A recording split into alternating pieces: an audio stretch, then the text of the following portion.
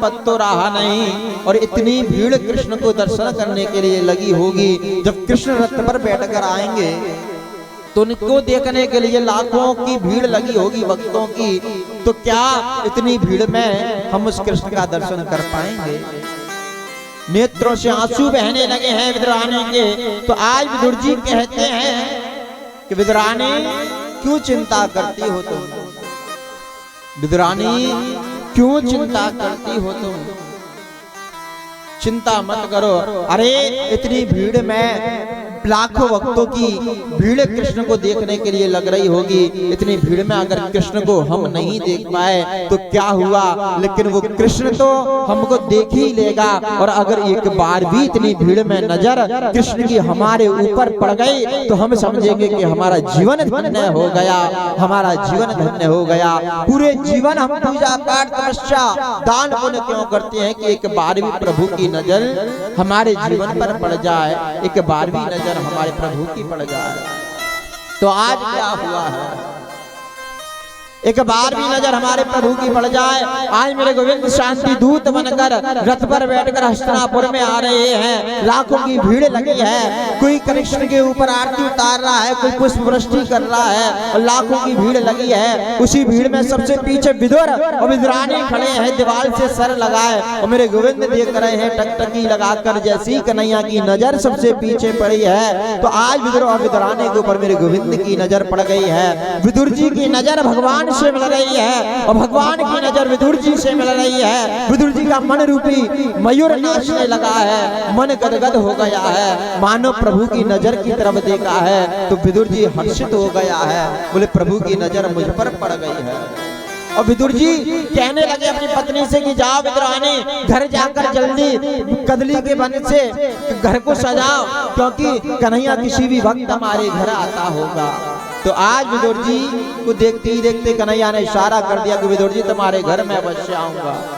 और विदुर जी आज भगवान को लेकर आए हैं, अर्जुन भगवान को लेकर आए, दुर्योधन भगवान को लेकर आया, और सिंहासन पर भगवान बैठ गए हैं, स्वर्ण के सिंहासन पर भगवान बैठ गए। दुर्योधन कहता है भगवान से कि भगवान मुझे एक बात बताइए, तुम्हारा आगमन किस कारण हुआ?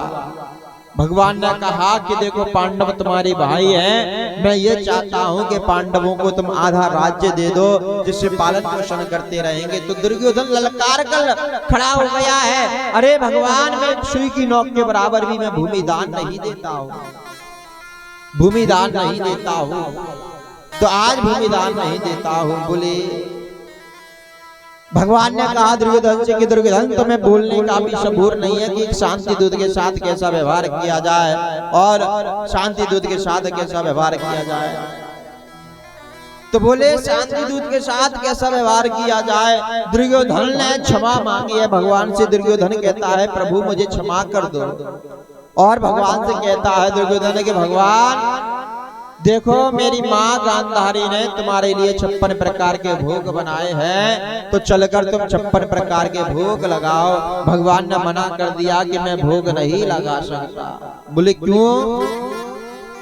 सभी भक्तों के लिए जोरदार तालियां बजाएंगे। बहुत सुंदर भाव, तो जरा ध्यान देंगे। बोलिए व्यास जी महाराज की जय हो, बोलिए भागवत महाप्राण की जय हो। तो जरा ध्यान देंगे। भगवान ने कहा कि विदुर जी देखो भोजन करने में दो ही जगह आनंद आता है, या तो पेट में भूख हो तो भोजन करने में आनंद आता है, या भोजन कराने वाले के मन में भाव हो तो आनंद आता है। ना तुम्हारे मन में भाव है ना मेरे पेट में भूख है। भगवान ने मना कर दिया। बोले आज तो मेरा भोजन मेरे विदुर जी के घर है। विदुर जी सभा में बैठे हैं और विदुर जी कहते हैं सारे में भगवान जी के प्रभु मैंने कब आपको निमंत्रण दिया?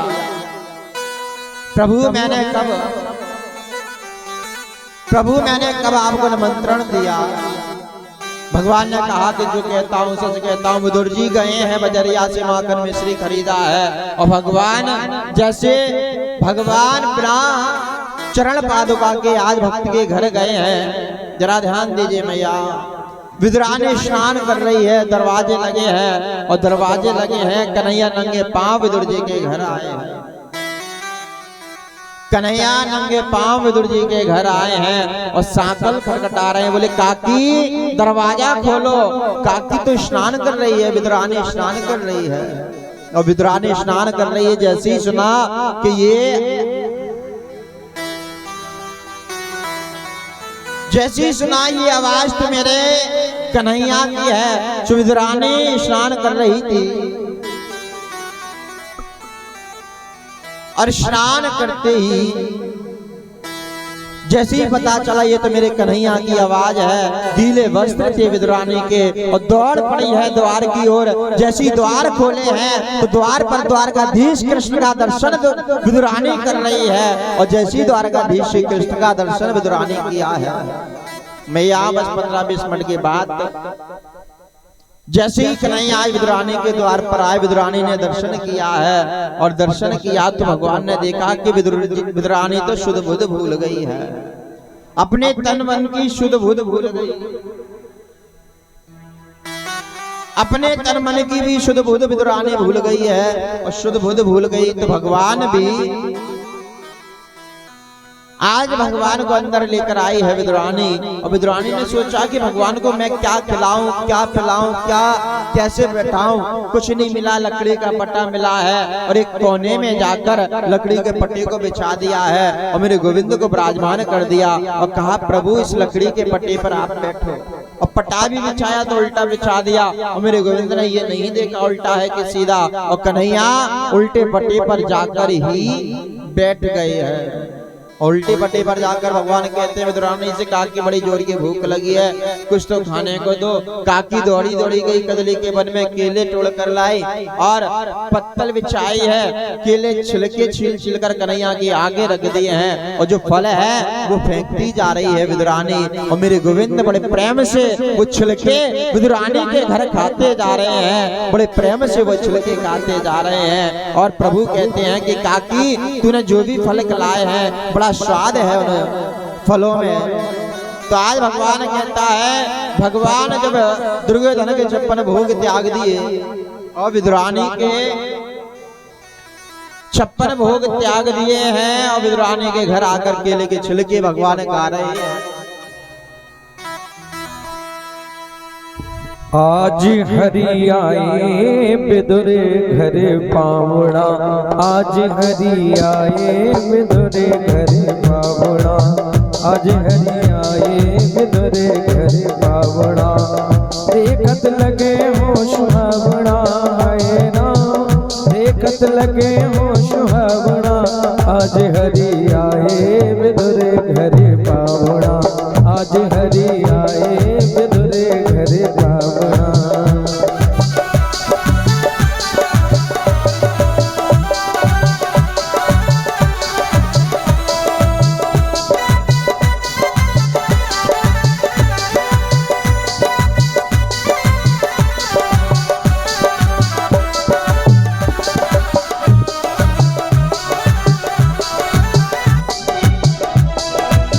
बड़े प्रेम से केला लाई, बड़े प्रेम से केला लाई, गिरी गिरी सबो देत गिराई, छिलका देत श्याम मुख माई।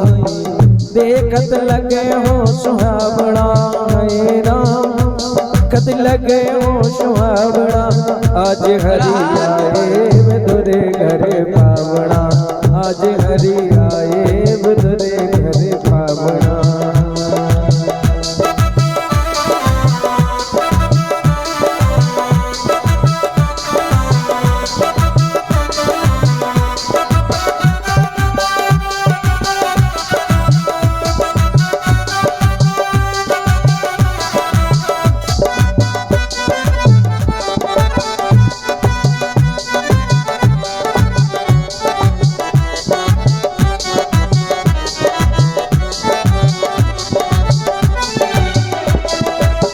इतने माहे विदुर जी आए, हरे खोटे वचन सुनाए, हरे खोटे वचन सुनाए।